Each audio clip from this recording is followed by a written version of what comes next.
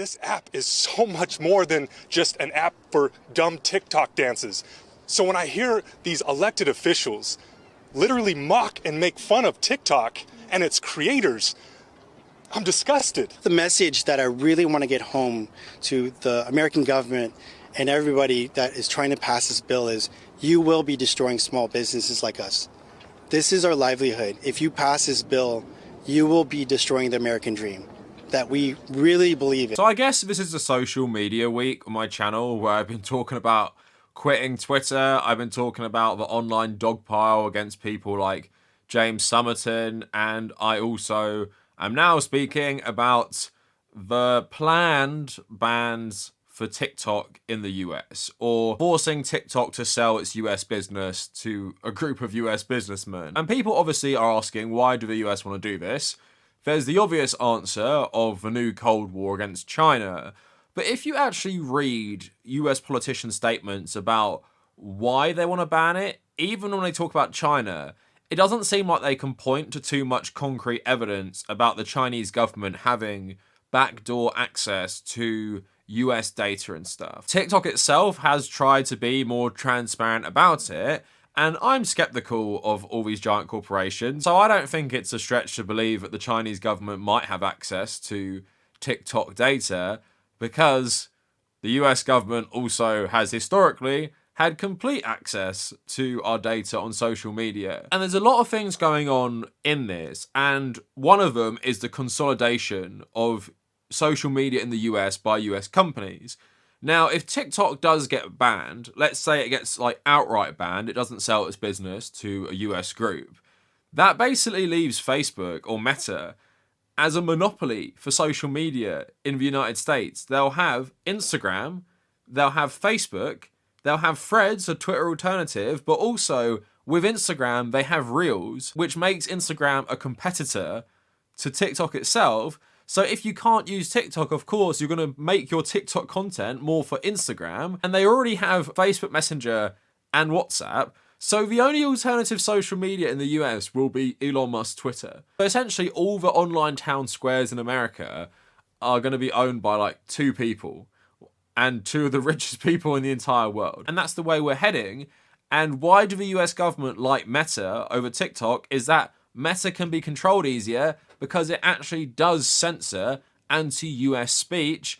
And obviously a massive factor in all of this is criticism of Israel, which has been a big motivator for groups in the US to push the government to actually ban TikTok, which we're going to talk about. And we're going to talk about the head of the Anti-Defamation League, who has been talking about how TikTok basically makes people anti-Israel, at the same time saying that Elon Musk's Twitter is actually not that bad for this, and Elon Musk is someone who fights against anti-Semitism, when he pushes it every single day on his own personal Twitter account. But the main thing is he supports Israel, so Elon Musk gets a pass, and he promotes the US government agenda in many ways. So I want to talk about all of this today. And basically what we're seeing is the US government and the US political class, they just want people to not have access to information. They just want to control the narrative. And obviously, you know, like I said, I believe there probably are security issues with TikTok itself. But at the same time, it's clear, based on what you read from US politicians, they have no clue what the security issues are.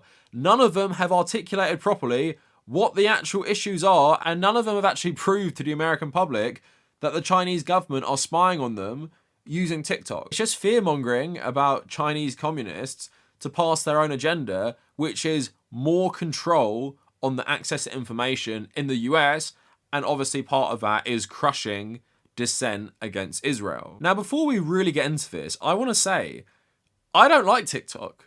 And I actually think TikTok and short-form video content is actually bad for humanity by and large, and it's terrible for your brain. I'm not someone who uses TikTok. I have, barely ever uploaded content to TikTok.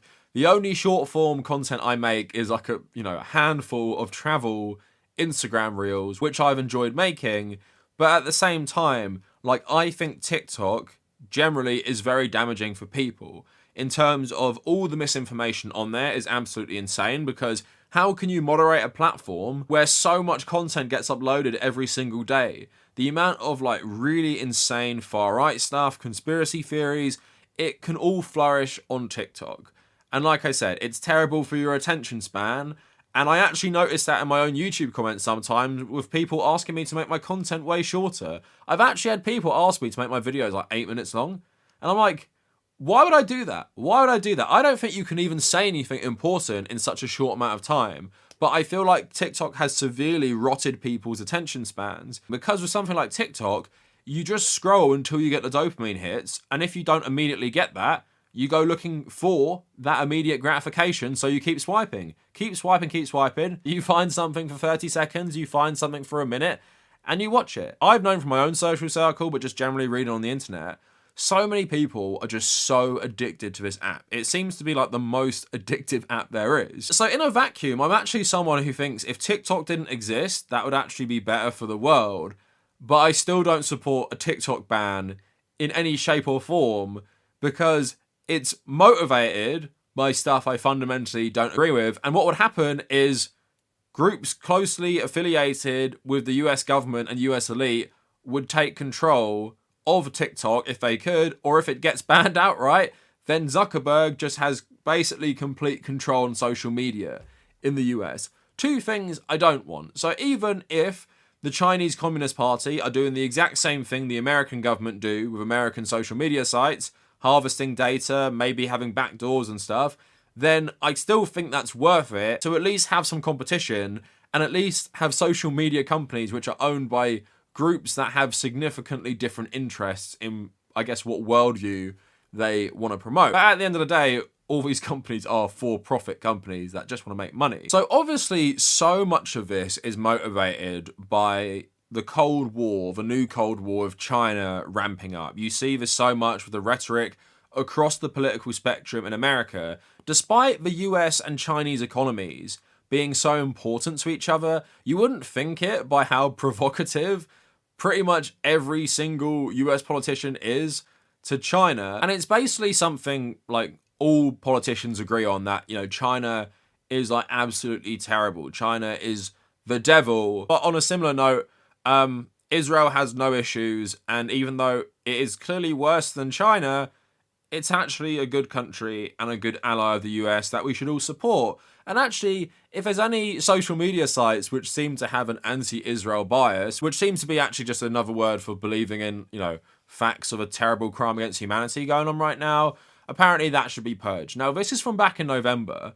Critics renew calls for TikTok ban, claiming platform has an anti-Israel bias. So critics allege that TikTok is using its influence to push content that is pro-Palestinian and contrary to US foreign policy interests.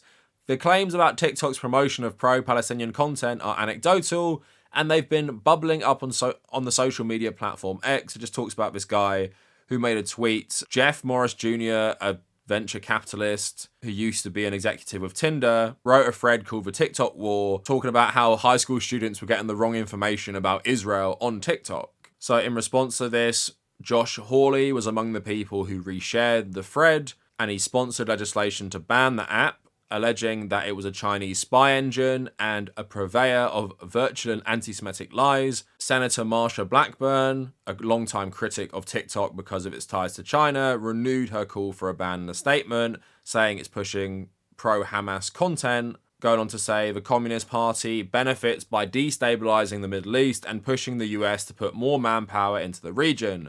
The US needs to ban this app that steals and spies on American users. Marco Rubio also jumped on this as well, talking about the Israel stuff too. And we'll talk about this a bit later, but Yao Eisenstadt, director of the Anti-Defamation League's Center for Tech and Society, was also talking about how much anti-Israel content was allowed to flourish on the platform as well. Venture capitalist tech bros also calling for the ban on TikTok because apparently it's just a hotbed of anti-Semitism. If there's one thing that pretty much unites the entire American political spectrum in terms of the political elite, it's support for Israel. There are pretty much a handful of Congress people who are actually against Israel, a few far-right Republicans, and of course some left-wing progressives, but even then they're pretty much bullied into supporting some pro-Israeli policies. And if you want to remain a politician in the US, you pretty much have to do something, like Jamal Bowman supporting Iron Dome funding, AOC voting present on the Iron Dome funding, despite the fact they've both said stuff against it. And you have people like Nancy Pelosi leading dog piles in her own party against people like Ilhan Omar for not completely supporting Israel. So we have all of that. And you saw there back in November, there were calls to ban TikTok because of its supposed anti-Israel bias, which they feel like is actually at the behest of the Chinese Communist Party, pushing this content on people, which makes young people more pro-Palestinian. Not that it could be that young people in the US support Palestine more than Israel, young people use TikTok more, therefore when they post about what's going on, it's going to be more pro-Palestinian, and it doesn't need to be amplified by the shady, scary Communist Party in China, who are just looking to completely destabilize the Middle East. Now, let's go to the head of the ADL. Now, I made a video about why the ADL was trash like years ago at this point. I'm always right about this stuff. But anyway, he was obviously caught on a phone call last year talking about how TikTok is pushing this misinformation about Israel. And I just wanted to listen to it quick before we go even further about this and talk about how hypocritical he is in that somehow TikTok is terrible for this, but Elon Musk isn't that bad. And again, it shows you it's not actually about discrimination, racism, anti-Semitism to these people. It's about if you support Israel or not. And you can literally be the head of a social media platform and actually be an anti-Semite like Elon Musk, push anti-Semitism every single day and pay people for pushing this on your platform. Even a load of anti-Israel stuff on Twitter boosted by Musk and, paid for by Musk is actually really anti-Semitic because it's done by his buddies in the far right. No, Jonathan Greenblatt is okay with that. It's TikTok that needs to go. So let's listen to this phone call. I also want to point out that we have a major generational problem. All the polling I've seen, ADL's polling, ICC's polling, independent polling, suggests this is not a left-right gap, folks. The issue in the United States of support for Israel is not left and right. It is young and old. And the numbers of young people who think that Hamas's, massacre was justified is shockingly and terrifyingly high. And so we really have a TikTok problem, a Gen Z problem, that our community needs to put the same brains that gave us Taglit, the same brains that gave us all these other amazing innovations, need to put our energy toward this, fast. Because again, we've been chasing this left-right divide. It's the wrong game. The real game is the next generation, and the Hamas and their accomplices, the useful idiots in the West, are falling in line in ways that are terrifying. Last thing I'll just say, we saw a dramatic change in the language of the activists here in America on October the 8th. The language of groups that we've long tracked, who've long been problematic, like Students for Justice in Palestine and Jewish Voices for Peace, they flipped like this and went to Iranian propaganda. The language I could show you from their toolkits, because our analysts are in their groups. We saw this again on October the 8th. It was that fast. The language in their toolkits was all about the Zionist entity and lots of other language that we recognized from Iranian propaganda. So he calls it a TikTok problem, and he's saying it's not left or right anymore, it's young and old. Why could that be? Why do young people not support Israel anymore? It's because lots of them didn't grow up with the brainwashing that West is the best. Most young people about my age, what did you grow up in? What are some of your first memories in the news? Invading Middle Eastern countries and doing terrible things? I know that's some of my earliest memories of watching the news. We have a whole generation raised seeing the lies of the US government and the Israeli government and realizing how much more close we are to being a Palestinian than being some sort of person in the US elite, and realizing that the same type of violence, settler colonial violence used in places like Israel, is still utilized in places like America through the US Police Department or places like Canada on Canadian Indigenous people. and that it's this solidarity, this global solidarity that's spreading among younger people these days, so we don't believe the lies of Israel. And this guy can say, oh, it's straight out of the Iranian propaganda book. Sometimes when people criticize Israel, they're right in the criticism of Israel. Like, I've seen the Malaysian leader do this, and I'm not going to say like very nice things about the Malaysian leader, but he was right recently when he made this comment. I think he was doing a panel with like the German leader, and he made some anti-Israel comments, and I was like, yeah, I agree with that. It's from one of the most anti-Israel countries in the entire world.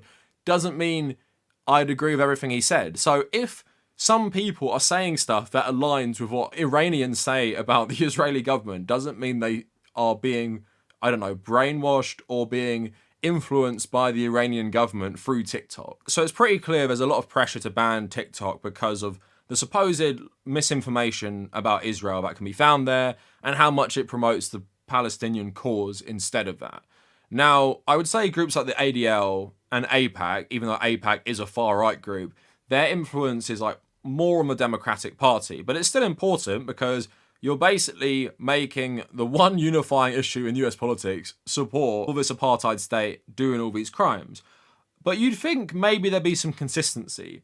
Even if they're going to tie up their Jewish identity with Israel and say that all criticism of Israel is essentially anti-Semitic, you think there'd be consistency, but there's not. Because Jonathan Greenblatt, obviously last year, was talking about how Twitter was anti-Semitic and pushing anti-Semitism. All it took was Elon Musk to have a phone call with him and a public Twitter space. Then Elon Musk to go to Israel and start palling around with like Ben Shapiro in Israel. Suddenly it's all good. No problem with anti-Semitism on X anymore.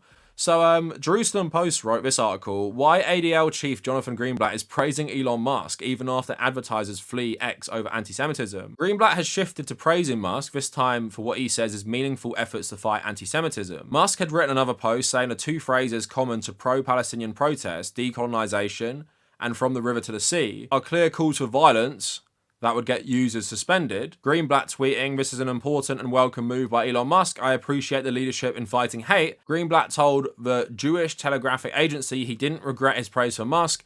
Praising people when they take steps that the ADL sees as right is part of the job in fighting anti-Semitism. Can I also remind people, everything this guy is saying here is after Elon Musk said that ADL spreads anti-white hatred. So again, Elon Musk hangs around with loads of anti-Semites, pushes anti-Semitism himself, rewards people on Twitter for anti-Semitism with the verification system, and interacts with loads of anti-Semites. But apparently, because he had a little chat with the head of the ADL and promised to ban people who wrote pro-Palestinian stuff, it's all good. It's not anti-Semitic. I don't see any calls to ban Twitter for being anti-Semitic. I see a lot of calls to ban TikTok for being anti-Semitic, when Twitter is infinitely worse. Infinitely worse. The most interactive accounts on that site are literally fascists who do not like Jewish people. And this guy, who's meant to be a fighter against anti-Semitism, says it's all good because Elon Musk went to Israel and promised to ban people who say pro-Palestinian stuff. But again, it's all part of this control. It's not about fighting hate at all. It's about fitting in with the US government agenda. And if that government is pro-Israeli and anti-China, then people will go along with it. And as we're going to talk about now, the vultures start circling because what they're saying with TikTok, if this bill goes to Joe Biden's desk and he signs it, then ByteDance, the owners of TikTok, are only going to have a few options. It's either like cease working in the US or start giving it to US or Western businessmen. Just an article on NBC recently, who could buy TikTok?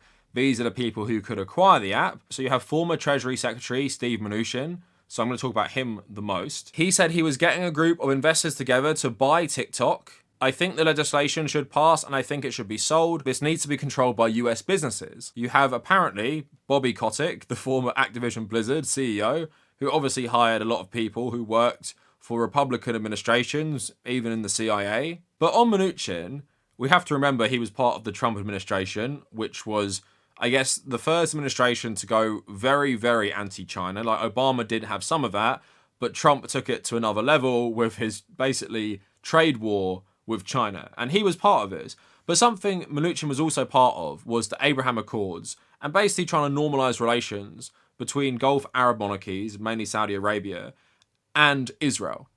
And obviously Jared Kushner and him going around the Middle East doing these tours. And Mnuchin actually has ties to a lot of people who work in like Israeli business, but also in Mossad, right? So if you want someone who's going to take TikTok in a direction that really cracks down on what they see as pro-Chinese bias and anti-Israeli bias, this guy leading a group of businessmen to buy TikTok is a good step, because especially if Trump wins the next election, they're pretty much going to view social media like the US government. And that's what they're going to view in terms of how they're going to censor social media. So this is just in like January, but he had a speech, time to invest in Israel, says Mnuchin. He came to Israel on a business trip for the first time since October with the former US ambassador, David Friedman. They both served under Donald Trump, of course, and they started the Liberty Strategic Investment Fund and have an office in Tel Aviv, and the fund is worth $3 billion. And then this report came out about the same time. Steve Mnuchin's fund in talks to buy 25% Phoenix agency stake.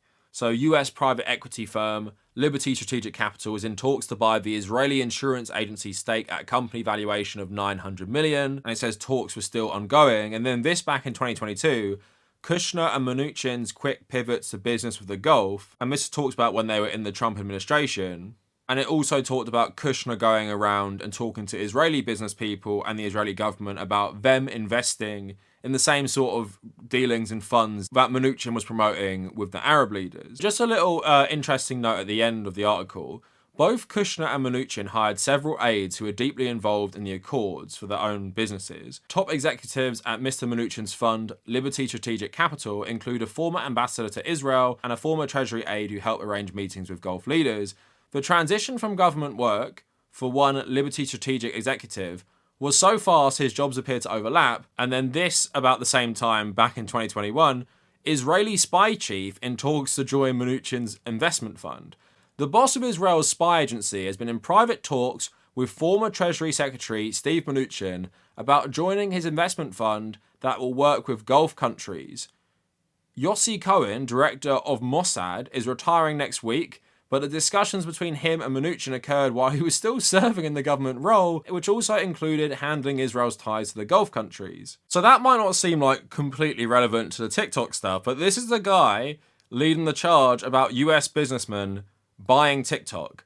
A guy who's hiring people who are like the literal director of Mossad, hiring people who are ambassadors to Israel, and hiring people who worked on the Abraham Accords, like straight out of the Trump administration, basically. Like literally just going from that to working for his investment fund. And obviously, you know, people are going to make these into like crazy conspiracy theories. But I have a more like rational take about this. It's just the US elite, which are all in bed with the US government anyway, and they're all uniting around certain ideological goals for business reasons. So what are the ideological goals here? Well, get on side with the US government, be extremely pro-Israel, be anti-China because that's good for business, and maybe you could get that lucrative deal of you could buy TikTok in the US. You could literally buy one of the biggest social media platforms in the US. How great would that be for your revenue? All you'd really have to do to assure people that it's a good thing and you're not going to make the same mistakes as ByteDance did to get it banned is you're going to crack down on anti-Israel speech. And you're going to make sure those pesky Chinese cannot influence the youth to be anti-Israel anymore. It's pretty clear this whole ban on TikTok is just motivated by geopolitics and US capital. It's not motivated by any concern for security, because like I said, I don't believe that TikTok is secure, but I don't believe it's guilty of anything that Facebook, that Twitter, that all these other social media companies are not doing themselves in how they are in bed with the US government. And the thing is, we know about that as well. We don't know as much about TikTok. We definitely know about the US government with Western social media companies, right? But where is the outrage about this? Where is anyone talking about breaking up Facebook, nearly having a monopoly? And it definitely nearly will if TikTok is banned. Where are people saying if they care so much about anti-Semitism, let's ban Twitter? No one's saying that. Why? Because it fits in with the US government agenda. It fits in with the US elite's political agenda, which is pro-Israel, anti-China, right? Pro-Western. So they don't mind. They give Elon Musk a pass because despite the fact he's a fascist who supports the US agenda broadly and he also supports Israel. So it's pretty clear to me this is all just about control, and you have investment funds and lots of rich people circling like vultures trying to get a piece of the TikTok pie in America. So that is it for the video. Let me know what you guys think down in the comments, and if you made it this far, thank you for watching.